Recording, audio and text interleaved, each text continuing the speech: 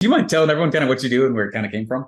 How far do you want me to go back? To the beginning or like halfway? Day one, you're born. Day And one. just No, not when I'm born. No, it's like there was in the womb. No, I'm just kidding. So I'll start like after college. So like I came out of college, played sports in college. I had a full ride for baseball, and I came out of college and I only had one question on my mind, and that was like, how do I make a boatload of money? That was the one question I had in my mind. Is like most young kids, 20, 21 year olds coming out of college were like that way. And so I went to the only person that had made a bunch of money in their life was my dad. I was like, Dad, how do I make a lot of money? How do I make a boatload of cash? And he goes, well, he had a little import export cookware business.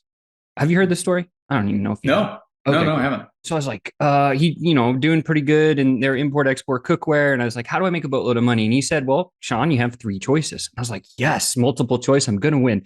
And choice number one, are you a CEO? I'm 21 years old and I look at him completely dumbfounded. I'm like, I don't even know what those letters mean. Like, I'm sorry. No, that's not me. I don't even know what a CEO is. Right. He's like, okay, no problem. Are you an entertainer? And I thought to myself, I'm like, well, I can't sing, I can't dance. So, Dad, no, I'm not an entertainer either. And then he goes, well, you better go learn sales. And I was like, oh, okay, cool.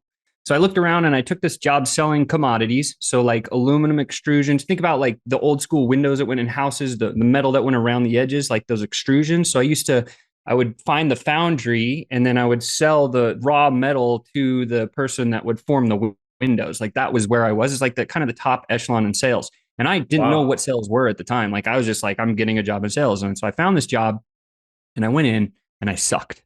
And I sucked so bad. Here's what I mean, right? So everybody listening to this can totally relate to me if you've ever tried sales. It's one of those things where I made so I was handed this book, this manufacturer's book of all these numbers, all these companies, and they were like, you just got to go make these calls and go meet these people and do these things. And all my friends telling me like, you got the gift of gab, just go talk to people. And that was trained because I actually was an introvert before then, right? So it was like I learned to just be a team leader, sports guy, like captain of the team.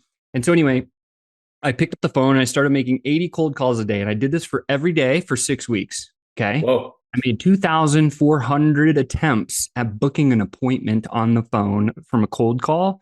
How many appointments do you think I booked, Steve? For the sake of the story, one. Zero.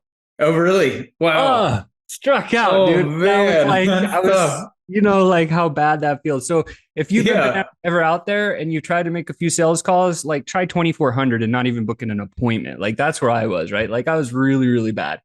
And at the time, I was about to throw the white flag in. And I was like, Dad, the sales thing sucks. It's not for me. I want out. Like, what the hell? And he said, don't quit. Go to the library and read a book. I was like, fantastic. So there you go. I go to the library. I went to the sales section. I was like, I just saw the first one that came to my mind. It was like Tom Hopkins, How to Master the Art of Selling Stuff. In fact, I have the book right here. This is the original book that I bought. Look how old school that is, dude. What? That's awesome. That's awesome. So I got this book from Tom Hopkins and I read through it and I was like, oh my God, there's a formula to sales. And I'd always been pretty good at formulas in school. And so I was like, well, maybe I can just apply one of these formulas into my sales thing and it'll work. So I got renewed energy, renewed faith, and, big note for hiring a coach, reading a book, getting a mentor, doing that kind of thing. Like very powerful thing to do. If you haven't done that yet, hire Steve. That's what I'll say. Um, and so I had this little message I read out of the book, and I'm like, I'm going to use this on my next sales call. So I get back on Monday morning, I go into the office, I pick up my phone, I was all excited. And I started dialing, and I messed up the first one, so that one didn't work. The second call I picked up, I started dialing, and I got to the point where I was going to deliver this little line to book the call. And the hair stands up on the back of my neck, the sweat beads start coming down my face, and I'm like, start shaking, and I'm like, blah, blah, blah, blah, and totally butchered the line.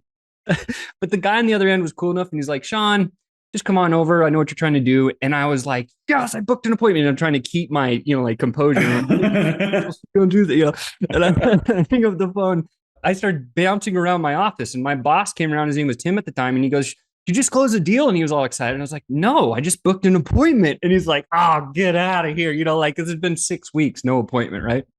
And so, yeah, God rest his soul. God bless his soul. He's still alive, obviously, but and then I started doing that more and more, and I was able to start like getting into booking appointments, and then I would get in these sales conversations, and I was like blank. I didn't even know what to do, what to say, how to like close a deal.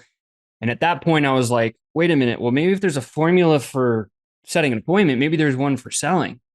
And so I read more books, and I hired another coach, and I went through some other stuff, and I was like, oh, there's all these different selling systems.